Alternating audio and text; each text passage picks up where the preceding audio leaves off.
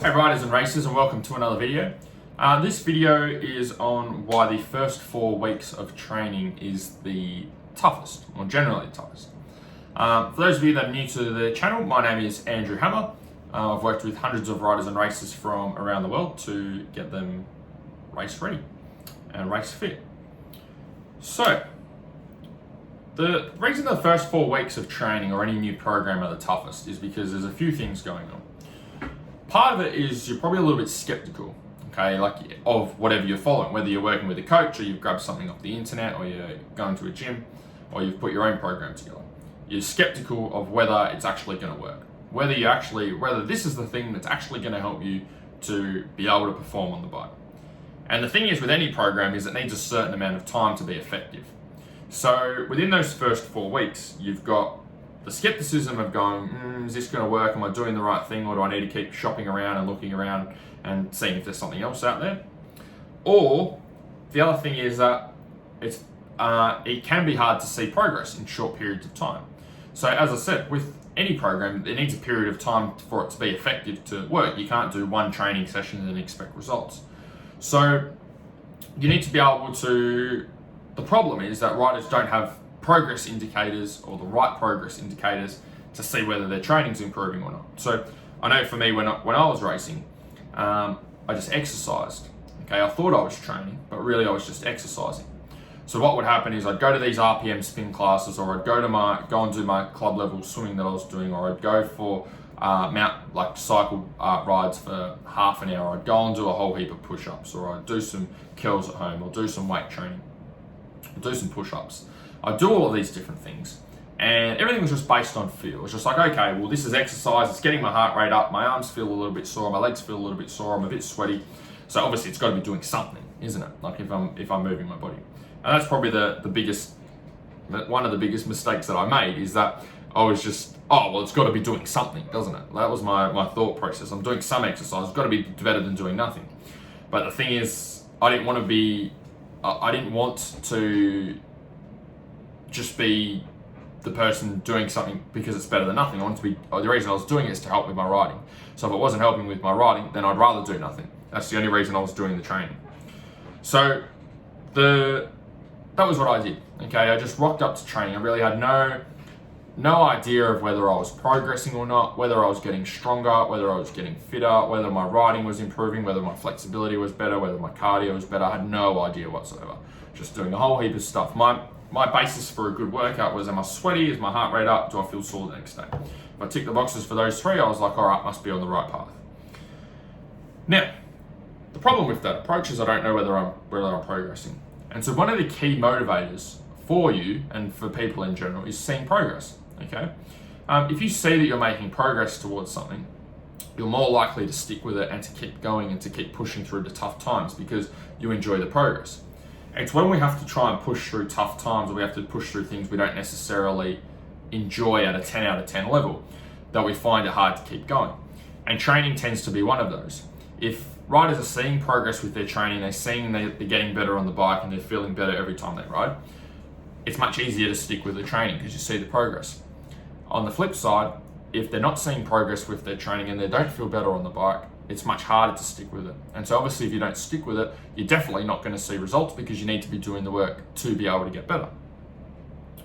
So, a couple of solutions to be able to solve these problems, to make these first 4 weeks easier to keep you on track past the first 4 weeks, not just do something new for a few weeks and then give up on it. So first of all is have progress markers. So what are the key things that you want to track to make sure that you can get better? So to give you an example of our riders, I go through this with them when we first start working together. They fill out a consultation form which gives me helps me to come up with the key indicators of progress. So if your goal is to lose weight, okay, let's say you've got 10 kilos to lose and that's the most important thing for you, then a good key indicator for you is track your body weight. Weigh yourself once a week, okay? And you know if your weight's going down every week and you can see it dropping, you're on the right path. If it's not dropping, then you know you're on the wrong path and you need to change something. If your goal is purely racing fitness, track your riding and racing fitness. So every time you go for a ride, see how long you can ride for at race pace before you feel you start to slow up or you start to make a lot of mistakes. So if that's at 10 minutes one week, and then you do it the next week and it's at 8 minutes, and then you do it the next week and it's at 12 minutes, and the next week's at 11 minutes, and the next week's at 15 minutes, then you know overall you've made progress. You know the training that you're doing is actually helping. If it's not, if your racing fitness, your riding fitness stays at relatively the same spot, still roughly at 10 minutes or still roughly at 5 laps at a particular track, then you know what you're doing is probably not working. So it doesn't mean you need to stop training altogether. It means the approach you're using with your training needs to change. Have a long and a short-term strategy. So sometimes if you've come off the couch and you're doing nothing, just about anything training-wise is going to work for you in those initial weeks. Okay. Any form of exercise. You could walk around the block and you're going to see progress. You can go for a run, you're going to see progress. You start lifting weights any way you want and you're going to see progress. You can do any type of cardio on the rowing machine and you're going to see progress.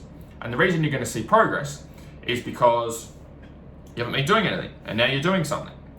But what happens after those initial weeks, okay, maybe the first 4 weeks, is that progress starts to slow down. And then our progress starts to stall out. And that's because you're no longer getting those beginner gains of coming off the couch and going training again or exercising.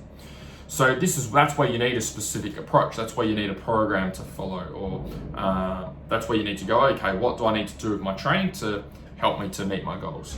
Whatever that goal looks like. Could be getting stronger, could be improving your cardio, could be losing weight, gaining weight, or improving your bike fitness.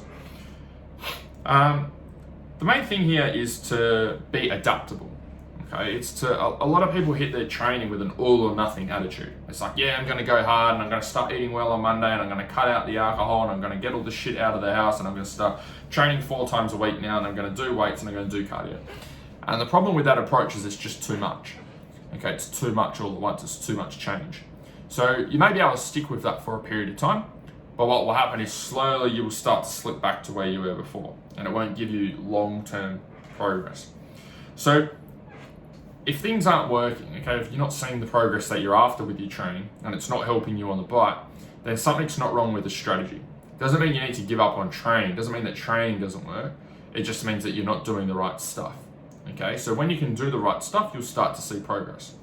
So as a benchmark, what we use with our riders is 3 1-hour training sessions each week. And most of our guys go riding once a week on the weekend. Sometimes a little bit less than that, sometimes a little bit more, but overall that's the average. But to get someone riding and race fit on the weekend, okay, 3 1-hour blocks in training is more than enough. You just have to be consistent with those training sessions and then also make sure that you're doing the right stuff within those sessions. So if you're doing the wrong stuff and you do it consistently, then obviously that's going to be a problem and you're not going to see the progress that you're after. So that's why the first 4 weeks is the toughest, okay? It's usually because you're skeptical. You're not sure whether you're doing the right stuff. You're not confident in what you're doing. And you're not sure what indicators you need to be tracking, or maybe those indicators aren't moving. Maybe you're trying to lose weight and your weight's not dropping because you haven't got the right strategy or the right approach. So encourage you guys to stick at it. Just keep being adaptable. Keep changing things until you find what's working. Or if you want to work together and take all the guesswork out of it, that's an option as well. So if you'd like to apply to work with me, you can click up the link up here and down here. That way we can take all the guesswork out of it. We can get all your sessions mapped out, all your nutrition mapped out, and then it's just up to you to put it into action and make it happen. Otherwise, hopefully you guys enjoyed this video and look forward to putting some more together for you guys. I'll chat to you guys soon. See ya.